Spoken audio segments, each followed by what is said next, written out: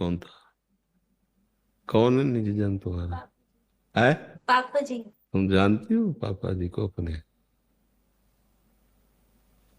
आप निजी जन उनको शरीर को माना पापा जी, अंदर जो उनके बैठे थे उन्हीं से अश्रद्धा कर रही हो, तो निजी जन किसकी हुई तुम?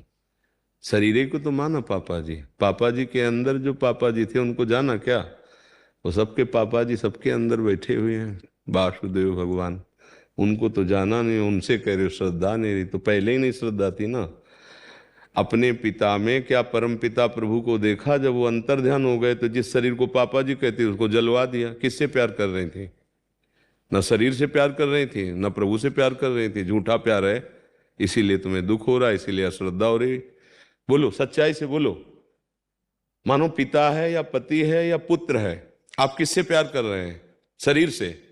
ठीक है, तो जब वो अंदर वाला अंतर ध्यान हो जाता है तो तुम शरीर को क्यों नहीं बनाए रखते? बोले नहीं हम इससे प्यार नहीं करते। तो अंदर वाले को जानते हो क्या? उससे तुम्हारा कोई परिचय था क्या? बोले नहीं, जिससे परिचय नहीं उसके जाने में दुख कैसा?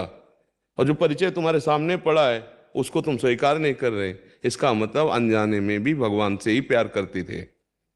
अगर ये बात स्वीकार कर लो तो तुम्हारी बुद्धि शुद्ध हो जाएगी। नहीं, श्रद्धा श्रद्धा ये दो बातें। श्रद्धा करोगे तुम्हारा मंगल हो जाएगा, अश्रद्धा करोगे परमार्थ से भ्रष्ट होकर विषयों में रति हो जाएगी, दुखी होगे, चिंता करोगे, शोक करोगे। भगवान पर कोई फर्क पड़ता है क्या? आकाश पे कोई फर्क पड़ेगा? थूको, धूल उड़ाओ, कुछ भी करो, आकाश तो निर्मल है, वहां तक तुम्हारी पहुंच ही नहीं। तुम्हारी श्रद्धा करने से भगवान में कुछ बढ़ोतरी हो जाएगी क्या? तुम्हारी अश्रद्धा से भगवान में कुछ कमी हो जाएगी क्या? तुम्हारा अज्ञान ही तुम्हें दुखी और सुखी करेगा। अगर ज्ञान से चलोगी तो सुखी हो जाओगी। हमारी बात समझ रहे हो बच्चा? पिताजी के शरीर को तुमने जाना, और जब पिताजी का अंतर हृदय जो है वो भगवान का जो अंश है, वो जब अंतर ध्यान हुआ तो तुमने उसी शरीर को नष्ट करवा दिया।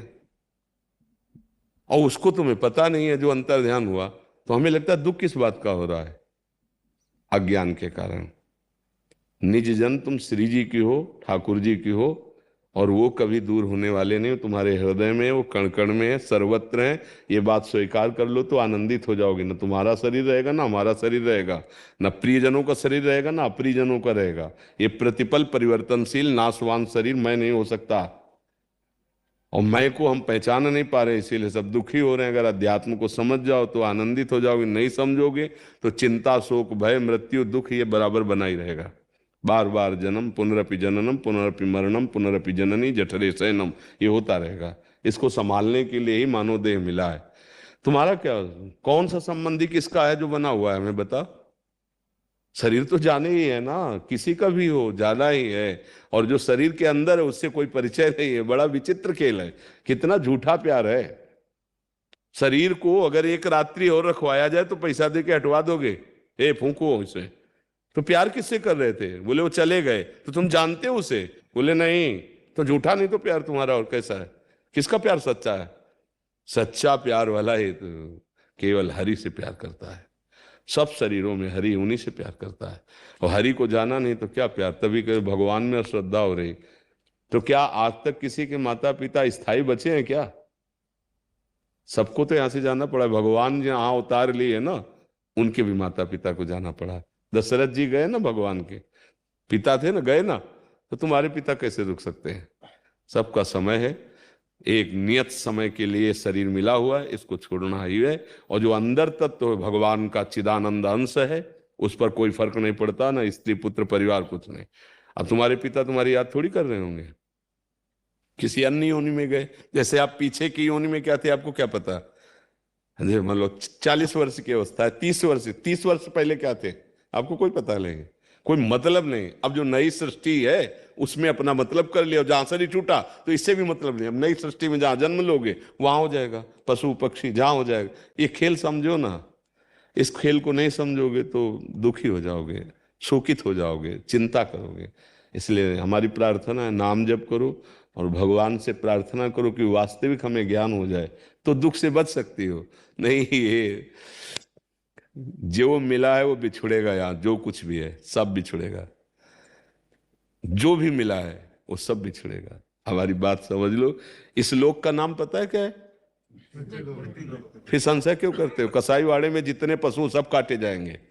हमारी भाषा को थोड़ा समझने की कोशिश करो। कसाईवाड़े में पंखे के नीचे फव्वारों से बढ़िया और हरा चारा पड़ा हुआ है, पशु समझ रहा है मैं बैकुंठ में हूं, और उसको ये पता नहीं क्रम से गड़ा सा चल रहा है। बस ऐसे ही हम आप है, बड़ी मस्ती में हैं, फिल्मी गाना सुनते चले जा रहे, एक्सीडेंट हो गए, काल कसाई कभी भी काट देगा, किसी को भी काट देगा। तुम्हारी बुद्धि, तुम्हारा अंगरक्षक, तुम्हारा रुपया, तुम्हारा ये सब कुछ काम नहीं करेगा। हमारी बात को समझ जाओ। राधा राधा राधा राधा राधा राधा, ये तो नष्ट होगा ही, आपका काम बन जाएगा, आप मुक्त हो जाओगे। ना समझ पाओ भाई तो ना समझ पाओ। हमारा इसका नाम मृत्यु लोक है। फिर रो काय कर रहे हो, कोई मरेगा तो, नाम है इसका मृत्यु लोक, नाम है इसका मृत्यु। यहां सबकी मृत्यु होगी, जो देख रहे हो सब मरेगा, चाहे वस्तु हो, व्यक्ति हो, स्थान हो, सब। ये एक दिन बनता है, एक दिन बिगड़ता है, यही खेल यहाँ का चलता रहता है। इसीलिए समझाते हैं नाम जप कर लो, थोड़ा ज्ञान प्राप्त कर लो, थोड़ा भक्ति भगवान की कर लो, तो राह से समझ जाओगे। नहीं अभी तो मनुष्य शरीर मिला, फिर सुअर कुत्ता गधा कौन सा शरीर मिलेगा, फिर वहां हमारा बुद्धि काम करेगी कि नहीं करेगी? नहीं करेगी। मनुष्य शरीर केवल जीवन मुक्त होने के लिए मिला है भाई। हमारी बात समझ जाओ तो समझ जाओ, ना समझो तो प्रणाम है। फिर भी कहेंगे कि थोड़ा राधा राधा तो जप ही लो।